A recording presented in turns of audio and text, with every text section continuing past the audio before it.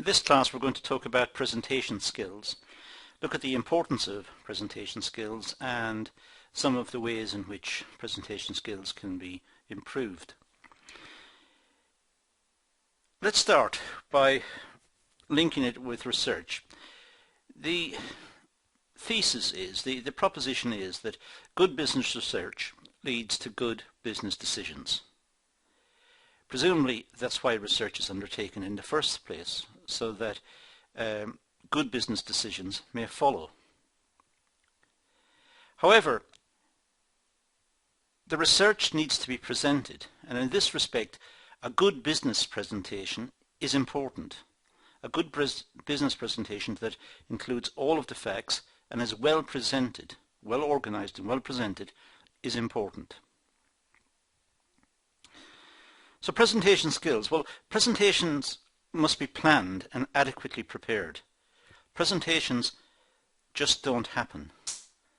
They have to be planned and adequately prepared. There are three approaches possible. One is to have a subject-centered approach. So look at the subject of the presentation. What's the presentation about? And center the approach, center the presentation on that material, on the subject matter. So if the subject matter was looking at an investment decision within the business, then the center or the core of the presentation will be about the investment. It will be about the material collected related to investment. It could be that the presentation is related to the audience. It's audience-centered. In which case it may be it's a presentation about generic skills within the business, and it involves the people at the meeting. It requires them to look into their own skill set and to make recommendations as to how their skills may be improved, or how work may be organized differently. Or it could be self-centered. It could be about the person presenting and talking about the experiences of the person presenting. Perhaps a job application where a candidate for a particular job needs to do a presentation about him or herself, about experiences, past experiences, and about qualifications and about achievements. So it could be self-centered. So there are essentially three approaches that may be taken to presentation. Now the primary consideration is, well, who is the audience? When considering a presentation, it's necessary to determine who is the audience. Are they made up from specialists, or are they just general people within the community who are involved in some way with a project? Clearly the audience must be taken into account in any presentation. After all, the presentation is between the presenter and the audience. Secondly, what is to be presented? What precisely is the purpose of the presentation? So that is a primary consideration. It should be clear and it should be succinct. It should be clearly stated and clearly understood both by the audience and by the presenter. So the presentation does not drift off into peripheral areas, does not start to consider other points or lose the thread. It's important to focus in on what was set out at the beginning. And then, why should it be presented? Why is it important? What's the purpose of the presentation? What's it trying to achieve? A presentation for presentation's sake is not good. It's a waste of time. It must have a purpose, and it must try to achieve something. Then where will it be presented? What's the environment in which it will be presented? Will it be a formal presentation, or will it be a casual presentation in an office? So the place will determine, partly determine at least, the formality of the presentation. If it's a big business presentation, it may happen in with specialist equipment in the boardroom or in a presentation room that's especially designed for professional presentations.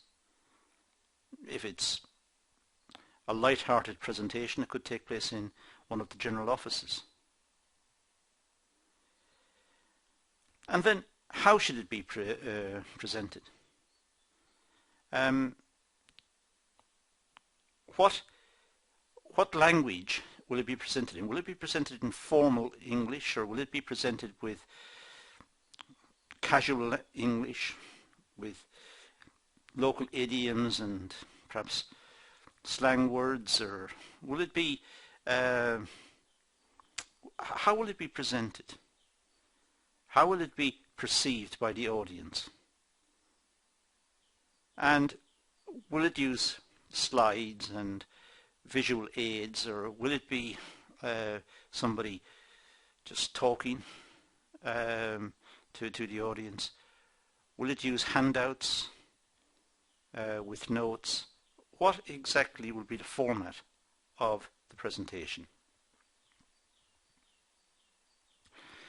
Now, the audience analysis, well, determine the audience's interest and requirements. Before the presentation, it's important to know what the audience are interested in. What sort of audience are they? Because the presentation should engage them. It should grab their interest. It should maintain their interest. So the audience's interests and requirements must be determined before the presentation. Otherwise, the audience may be lost, they may get bored, they may not follow what's happening, it may be pitched at the wrong level, it may be the wrong content, the wrong presentation style. So what is the audience's interest and requirements? Determine the core requirement and their expectations from the presentation. Try to work out that in advance, because that will drive the nature of the presentation, the words used, the language, the visual aids that are used, electronic or handouts, or it'll determine the language, as I said, the presentation style, whether it's very formal or informal. So what is the message? What do the audience expect? And then carefully structure the presentation.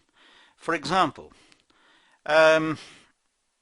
this could be something like 2 or 3 minutes, say, for an introduction, and about 20 minutes for a main presentation, and then summarize it in about 3 minutes in the conclusion, and allow, say, 5 minutes for any questions.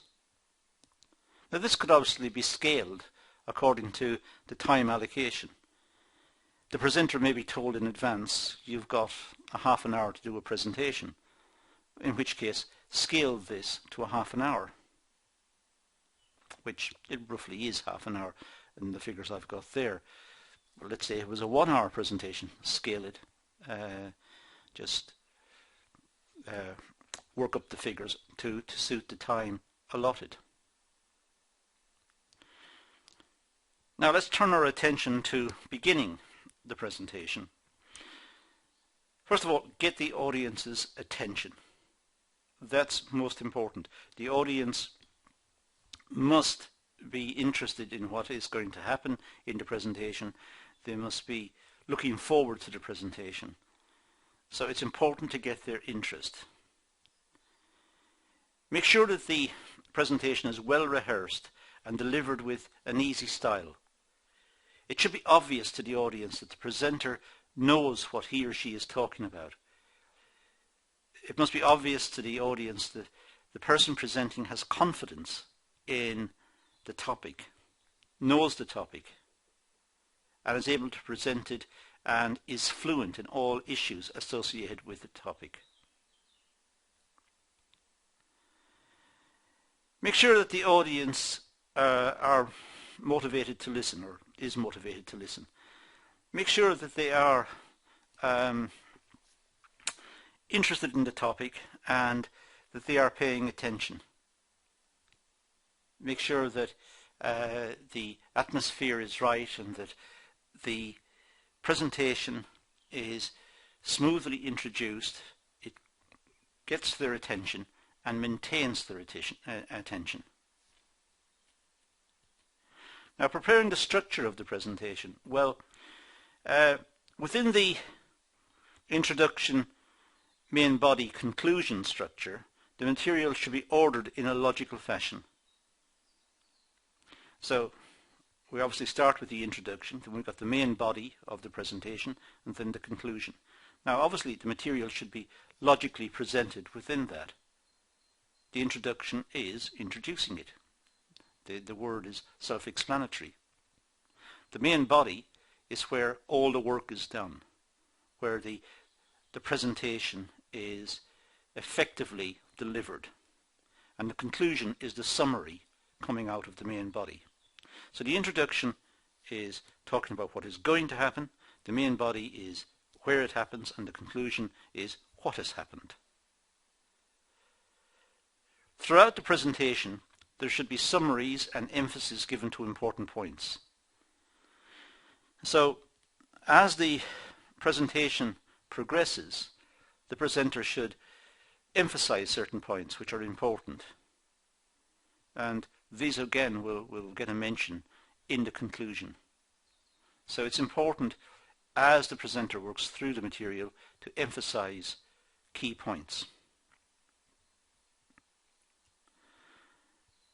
Where possible, use handouts to emphasize certain points. If there are diagrams, for example, or charts or that sort of material, that you may wish to incorporate those into a little packet of papers which are given to the audience. So it's necessary at the start to estimate the size of the audience to ensure that everyone gets a copy. And that will save the audience from making notes or having to write extensively. Everything is prepared for them. They may wish to annotate the notes by scribbling some points on the notes, but all the work has been done for them. And generally speaking, audiences like that. Use the 4 P's for presentation. Plan, prepare, practice and present. Plan the presentation, then prepare it thoroughly and completely, and then practice it thoroughly, and then present it. So we have the 4 P's for presentations. Closing the presentation, well, this is important since it summarizes and concludes the presentation. It's important to leave the audience with a feeling that the presentation was good, it was complete, there were no gaps, it was fluently presented. So the conclusion is important. This is what's going to stick in the audience's mind. This is what they're going to remember, probably more than anything else. So the conclusion is important. It leaves the audience with a lasting impression of the presentation. It may be used to make recommendations or indicate solutions to problems, but everything that's said in the conclusion should be based on what was presented in the main body of the presentation. Nothing new in the conclusion. No new points, no new facts. Everything has been included in the main body. This is summarizing. Sometimes presenters may have stage fright. It's embarrassing, but sometimes when presenters go in front of the audience, they forget everything. Everything leaves their head. All the preparation comes to nothing. We call this stage fright. Actors get it sometimes on stage. When they go in front of the audience, they forget their lines. They forget what they're supposed to say or where they're supposed to be. So it happens to presenters the same as everybody else. Presenters are humans. How to deal with it? Well, I suppose the best way to deal with it is to rehearse extensively. Know the material completely. Be completely confident about the material.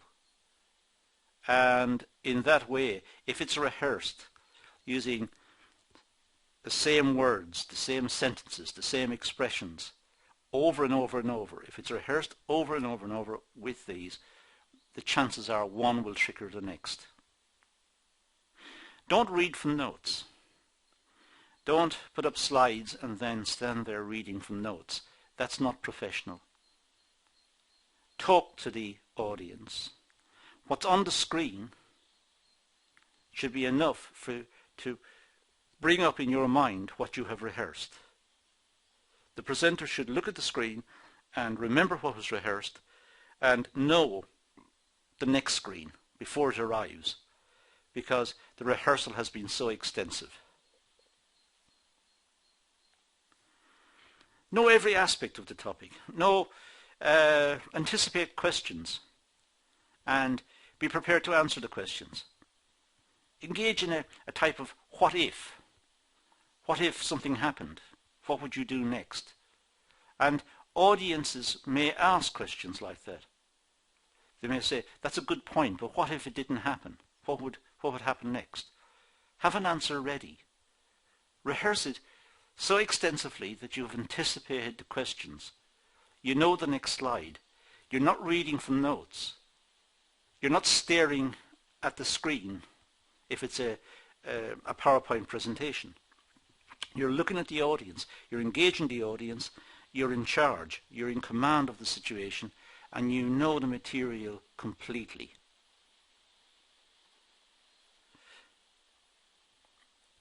Prepare the presentation carefully and get criticisms of it if possible. When you're preparing the presentation, try to get your friends or family or work colleagues to criticize the presentation.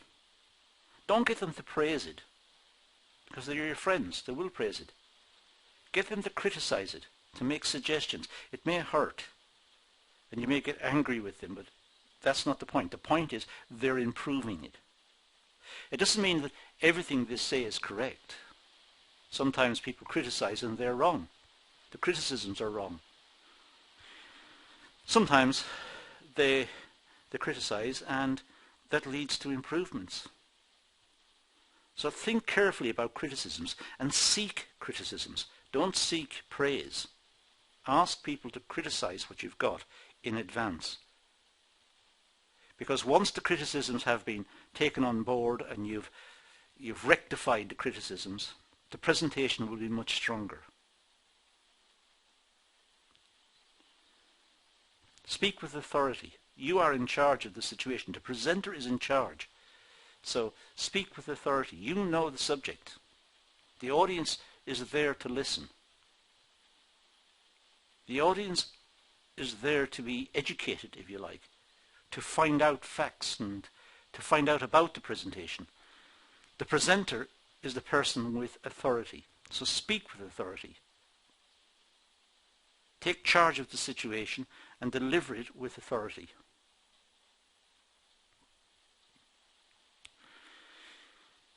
Inner confidence in knowing that you know the subject, or the presenter knows the subject. Inner confidence means it's been practiced so often. The presenter knows the words, knows the expressions, knows what slides are next, knows where everything is in the presentation. That gives inner confidence. The person is completely in charge of the topic. And that should carry the day. That should win. There should be no problems in that case. Those are ways of dealing with stage fright. There shouldn't be stage fright if it has been rehearsed so extensively. Now, effective delivery. Well, a natural stance with a little movement should be used. Don't stand to attention. You're not a soldier. And don't slouch. Don't prop yourself up against the wall. Stand naturally and have little movement. Don't walk around. Don't walk up and down. It's distracting. It's confusing. Just small movements are okay. Small movements are acceptable. Don't exaggerate anything. Just use limited gestures to indicate important points. Don't make great gestures with your arms and pull faces and nod, and don't get too excited about anything. Just be in control. So small gestures indicating a particular point is quite acceptable.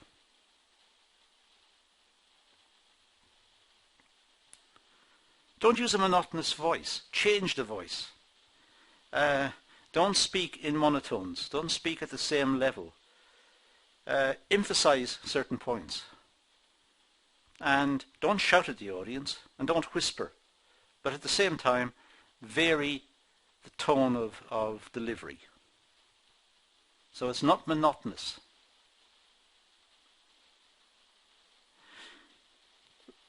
Face the audience, look at the audience, know the material that's on the screen or it's in the handout, and talk to the audience. Just talk to them in a natural way. They're human beings. Talk to them as human beings. Now the verbal component of the presentation. First of all, avoid slang terms and colloquialisms and jargon. Not everybody knows these terms. Not everybody wants to know the terms.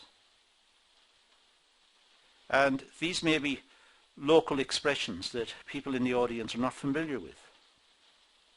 So avoid them. Use standard expressions. Speak slowly and clearly.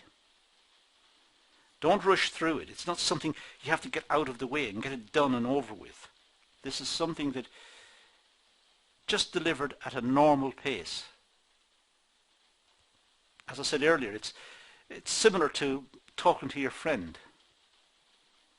Deliver it at that pace. Emphasize the points. Take a breath. Slow down. Think about what you're saying. And speak clearly.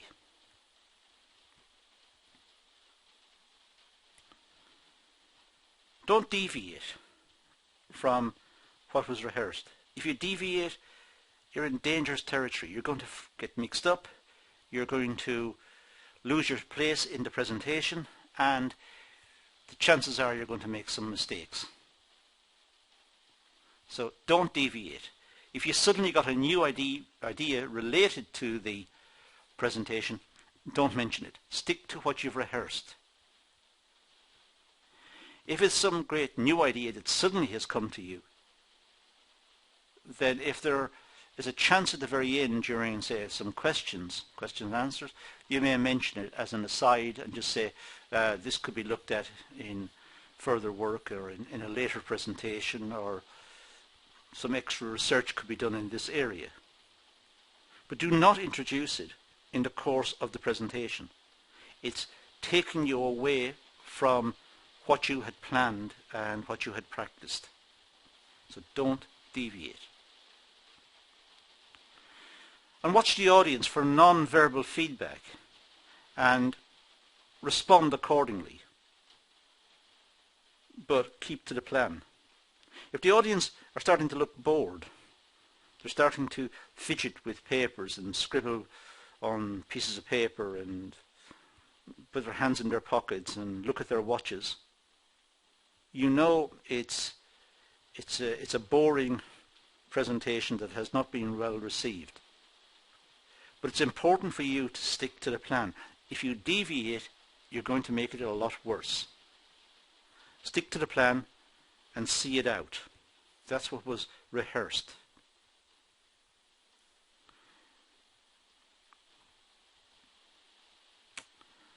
For handling questions, well, for a start, you're perhaps not sure where the questions are going to come from and what are the nature of the questions.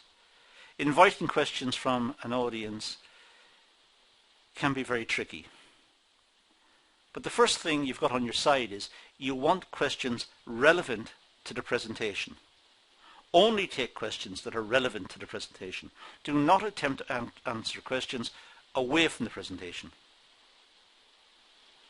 So make sure that the questions are relevant to what was just done. And if they are relevant, then all the practice you put in should enable you to answer the questions. You should have anticipated these questions or similar questions and be able to give answers. If you can't answer, be honest. Do not bluff. Do not invent situations or invent scenarios. Just be honest.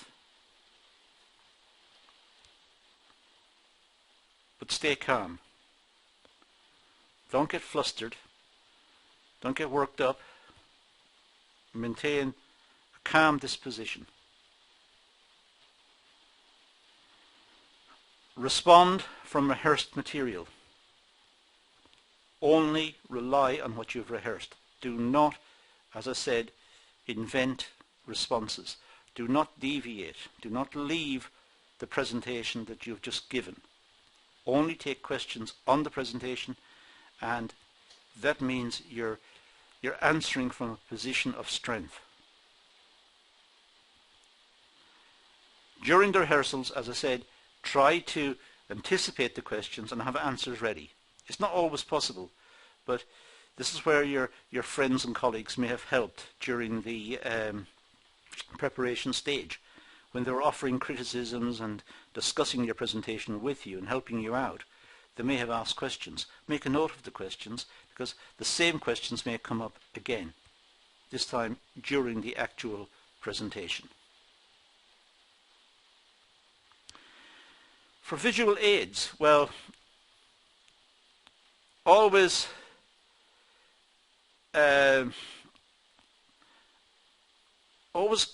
keep both hands visible, if possible. In other words, there's no trickery with the visual aids. You are not pressing buttons and just bringing up slides and trying to be a wizard with presentations.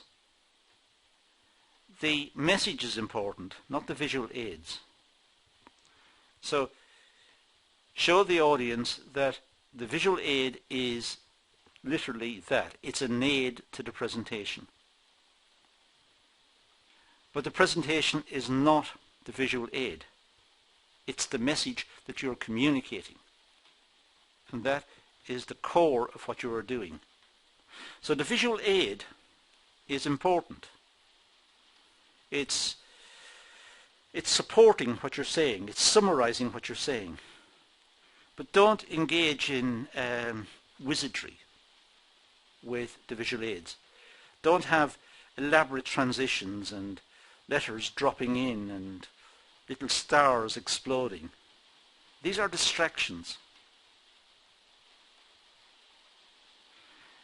So keep the audience in mind and keep your hands in a position where the audience can see you, the total person.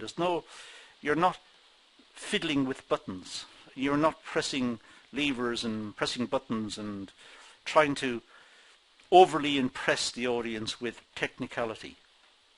You're being human. Walk across to the podium, or when you're standing at the podium, every so often, reach out, press the button. Let the audience see that you're moving to the next slide. There's nothing wrong with that. Reach out, press the cursor, press the mouse or whatever it is, and bring up the next slide. It's as simple as that.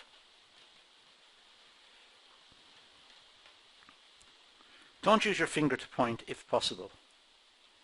Use a pen if that's the case. It's just a small touch of politeness. Generally speaking, we try not to use our fingers to point.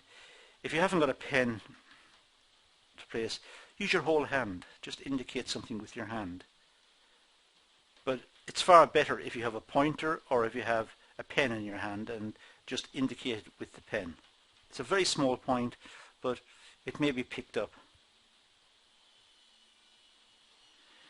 Make the style professional. Avoid elaborate transitions, as I said earlier. Certainly no cartoons. Absolutely not. And try to minimize animations. They're distractions. And the audience will get the feeling that you're using these to try and win favour, because the message and the presentation is weak.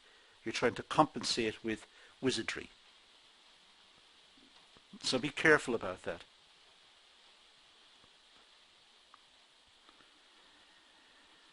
Make sure that the slides can be read. Sometimes in presentations, the font size, the style of the characters are such that it's not possible to read it from the back of the room. So pre-test this. Try to get into the room in advance of the presentation, put up the slides if they're projected, and go to the back of the room and see if it's legible. If it can be read from any part of the room. If it can, fine. If it can't, amend it, fix it. There may be somebody sitting at the back of the room who has no idea what's on the slide because they can't read it. It's too small, or the font style is confusing. Or try to use standard plain fonts, Times New Roman or Arial or one of those. Use a standard font. No Comic Sans.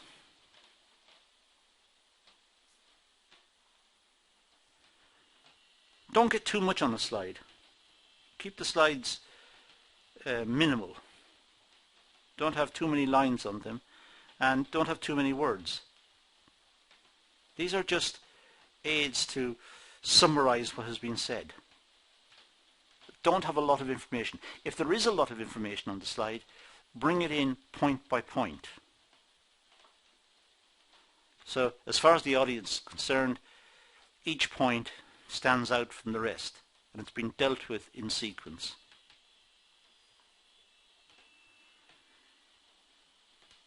Now, there's the so-called 5 C's of public speaking. First of all, clarity. Ensure clear communications with the audience.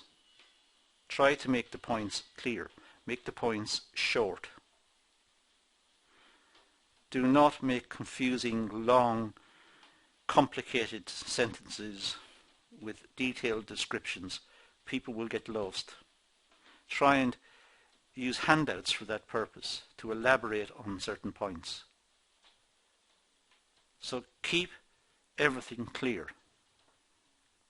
Simplicity is good. Keep it clear, keep it small. Concision.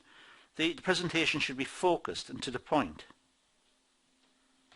It should be both concise and relevant. Keep it focused. Don't drift off into peripheral areas. Don't bring in other points. Just deal with the presentation at hand. Keep it focused on what was intended. Make sure that the presentation is courteous. Make sure it's polite, and make sure it's non-offensive.